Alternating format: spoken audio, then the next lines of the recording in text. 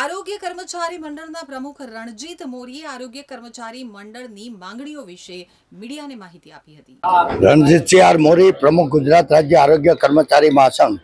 અમારી 17/3/2025 થી અમારા બે મુખ્ય પ્રશ્ન, જે ટેકનિકલ કેડરમાં સમાવેશ અંગેનો સરકારશ્રીમાં થયેલ અહેવાલ અને અભિપ્રાય, જે 13/3/2024ના રોજ રજૂ થયો, તેની અમલવારી અને તે અંગેના પગાર સુધારણા ગ્રેડ પે, આ અમારી મુખ્ય માંગણી હતી. જેમાં હાલ અમારા એમપીડબલ્યુ એફએડબલ્યુ ને 1900 મળે છે, જે અમે 2800 માંગ્યો છે, અને એમપીએચએસ એફએચએસ કેડરને હાલ 2400 મળે છે ગ્રેડ પે, જે અમે 4200 માંગ્યો છે. તો અમારા પગાર સુધારણા અને ટેકનિકલ કેડરમાં સમાવેશ, આ અંગેની અમારી મુખ્ય માંગણી છે.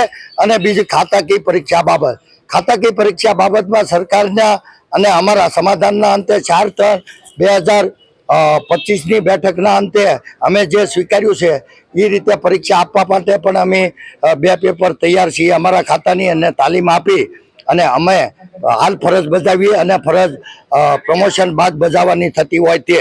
બીજું, સરકારશ્રી સાથે અમારા જે 17/3/2025ના અચોક્કસ મુદતના આંદોલનના સુખદ સમાધાનના અંતે સરકારશ્રીએ સંવેદના દાખવી અમને 4/4/2025ના રોજ એક માનની આરોગ્ય મંત્રી સાહેબ શ્રી ઋષિકેશભાઈ પટેલ સાહેબની અધ્યક્ષતામાં અને તમામ પંચાયત અને આરોગ્યના ઉચ્ચ સ્તરીય અધિકારી સાહેબ શ્રીની બેઠક મળી.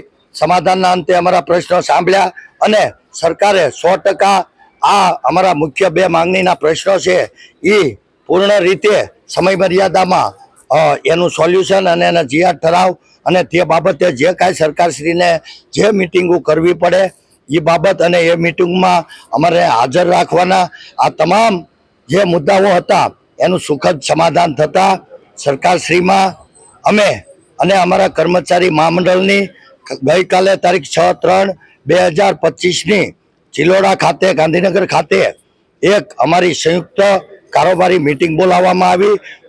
મિટિંગના અંતે અમારા 33 જિલ્લાના પ્રમુખ અને ગુજરાત રાજ્ય આરોગ્ય કર્મચારી મહાસંઘ ગાંધીનગરે પણ નિર્ણય લીધો કે સરકારશ્રીમાં આપણે 2 થી 3 મહિનાનો સમય આપીએ.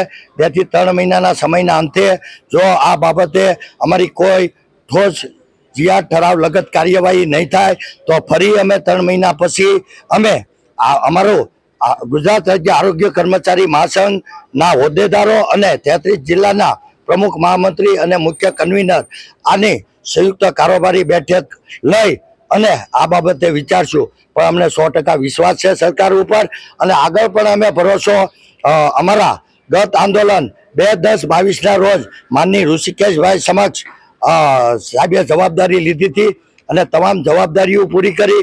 એમાંથી જે આ પ્રશ્ન બાકી હતો, જે ટેકનિકલ કેડરમાં સમાવેશ અને તે અંગેનો કમિટીની રચના અને તે કમિટીનો અહેવાલ રજૂ થવો, જે પણ થઈ ગયો છે. તો આજે પણ અમે સરકાર ઉપર પૂર્ણ ભરોસો કરીએ છીએ. નો ડાઉટ અમારા કર્મચારીઓએ માન્યા છે, અમારા હોદ્દેદારો પણ માન્યા છે. અમે સરકારશ્રી ઉપર પૂર્ણ ભરોસો રાખી અને 3 મહિનાની અંદર અમારા તમામ પ્રશ્નો શોર્ટ આઉટ કરશે જ, એની અમે ખાતરી છે અને વિશ્વાસ પણ છે.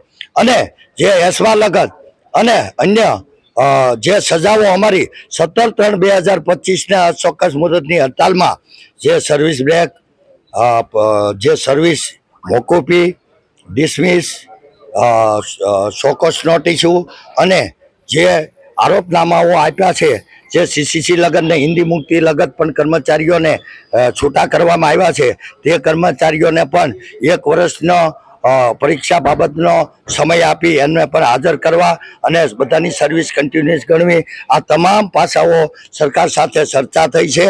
અને સરકાર આ બાબતે ત્વરિત આદેશો અને જે અમલવારી કરશે જ, અને જે તે જિલ્લા કક્ષામાં પણ એની અમલવારી કરશે.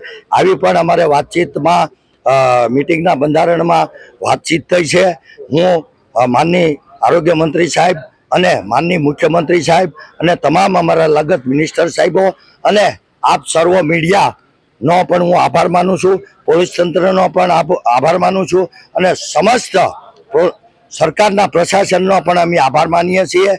અને અમે ગાંધી સિંધિયા માર્ગે અમારું આંદોલન અત્યારે વિરામમાં આપીએ છીએ 6/4/2025 થી. પણ 3 મહિનાના સમય બાદ અમને જે કાંઈ જે આનો નિચોડ આવશે તો અમે ફરી સરકારશ્રીની સુંદર આભાર વિધિ કરશું અને આપ મીડિયાની પણ આભાર વિધિ કરશું, સારા પ્રશાસનની પણ અમે આભાર વિધિ કરશું. Thanks to all.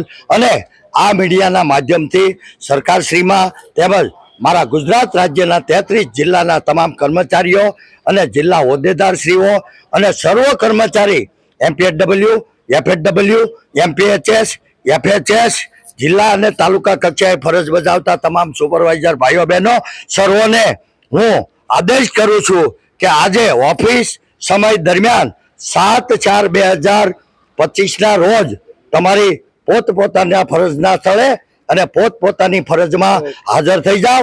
સરકાર ઉપર મારી ઉપર ભરોસો રાખો, સરકાર આપને નિરાશ નહીં કરે.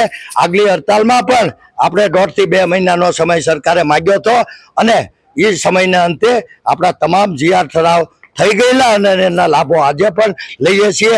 તે બાબત પણ હું સરકારશ્રીનો આભાર માનું છું અને વિશેષમાં આ જે 2 મુદ્દા જલ્દી સોલ્વ કરે એ પણ હું આભાર માનું છું સરકાર.